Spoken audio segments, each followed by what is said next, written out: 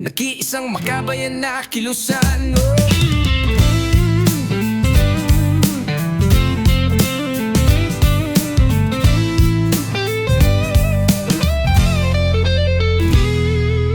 Bukas na naman ang pinto ng pagpili kung sino ang karapat-dapat sa silbi. Dito pa contest ng forma at ng drama, piliin ng may puso, utak at diwa. Di sapat ang pangako sa entablado, hanap nating leader na may totoong plano. Sa taas man o sa barangay lang ang saklaw, responsibilidad ang bawat boto't tanaw. Huwag kang mapapabudol sa kulay ng pera, pag mali ang pili tayo ang madadala.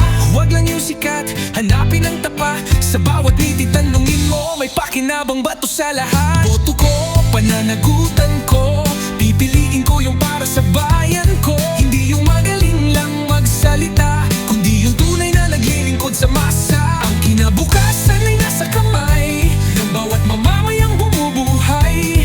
Kaya sa darating na araw ng halalan, bumoto ng tama, huwag padadala sa kasinungalingan.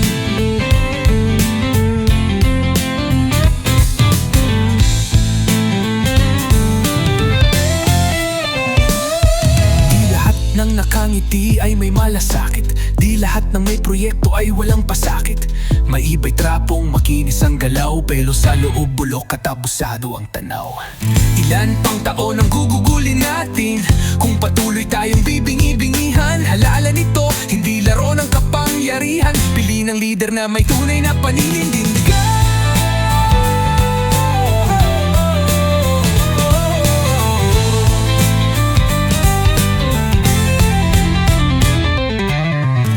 Sawa ka na sa gutom, sa dilim, sa galit.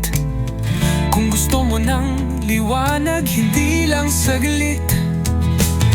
Bumoto ng may tapang, may danggang, may pagtingin.